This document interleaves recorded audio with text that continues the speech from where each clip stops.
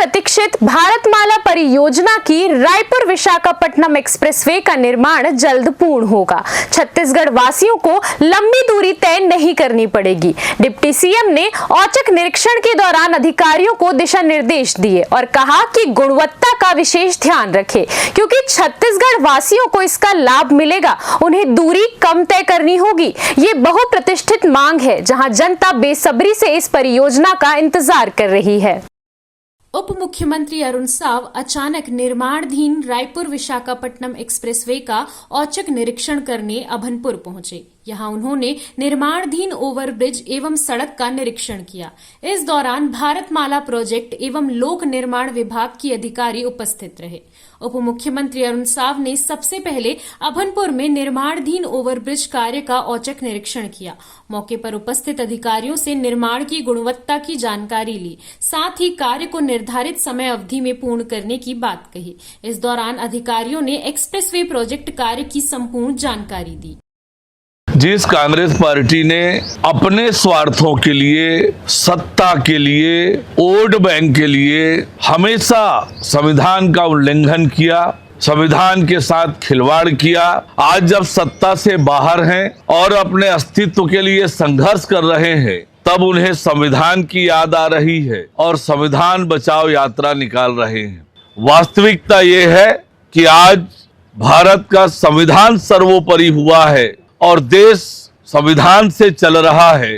इसलिए ये कांग्रेस की संविधान बचाओ यात्रा केवल और केवल जनता की आंखों में धूल झोंकने वाला है। मुख्यमंत्री विष्णुदेव साय जी लगातार अलग अलग विभागों की समीक्षा बैठक कर रहे हैं। उन विभागों के अब तक की उपलब्धि और आने वाले समय की योजनाओं की चर्चा कर रहे हैं और आवश्यक मार्गदर्शन विभाग को दे रहे हैं। तो निश्चित रूप से इसका बड़ा लाभ आने वाले समय में राज्य को मिलेगा।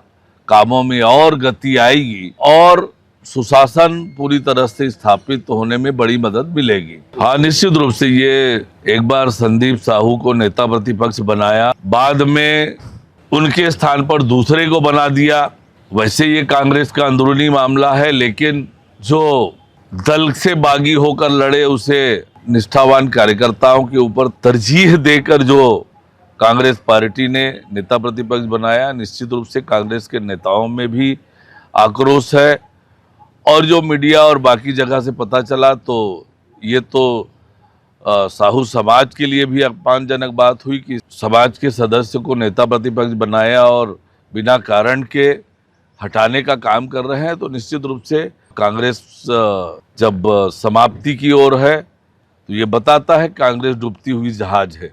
लेकिन राजनीति में सरकार के अच्छे कामों का समर्थन करना ये आदर्श राजनीति है। आज पूरा देश नक्सलवाद, आतंकवाद, अलगाववाद के खिलाफ प्रधानमंत्री माननीय नरेंद्र मोदी जी के नेतृत्व में जो अभियान चल रहा है उसकी पूरी दुनिया प्रशंसा कर रही है। और इसलिए जो भी राष्ट्रभक्त हैं, जो भी राज्य के हित चाहते हैं, ऐसे सब लोगों को सरकार के कामों की सराहना करना चाहिए और सरकार के कामों के साथ खड़ा होना चाहिए। और जो भी नेता छत्तीसगढ़ में नक्सलवाद विरोधी अभियान का समर्थन कर रहा है, उनका स्वागत है। भारत सरकार की जो प्रतिबद्धता है मार्च 2026 तक देश से नक्सलवाद को समाप्त करने का, और इसलिए उस अभियान की सफलता के लिए और हमेशा के लिए ये समस्या समाप्त हो, इसके लिए भारत सरकार राज्य सरकार के साथ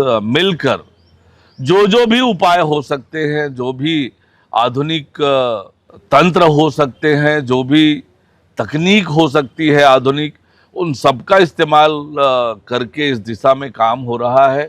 आज तकनीक का ज़माना है, कैसे तकनीक का उपयोग करके इस काम को आगे बढ़ाया जाए, ये किया जा रहा है। हाँ, निश्चित रूप से कांग्रेस के इन नेताओं को सोचना चाहिए और जनता उस चीज को बखूबी समझ रही है कि जो नेता आज नक्सल उन्मूलन अभियान की प्रशंसा कर रहे हैं और विरोध कर रहे हैं, विरोध करने वालों ने 5 साल नक्सलवाद को पाला पोसा, उसे संरक्षण दिया, ये स्पष्ट होता है कि उनके मन में नक्सलियों के प्रति कितना प्रेम है, राज्य के भविष्य को लेकर उनकी क्या सोच है, ये स्पष्ट रूप से जग जाहिर होता है। जो नक्सल उन्मूलन अभियान का विरोध करते हैं वो निश्चित रूप से छत्तीसगढ़ के हितैषी नहीं हो सकते।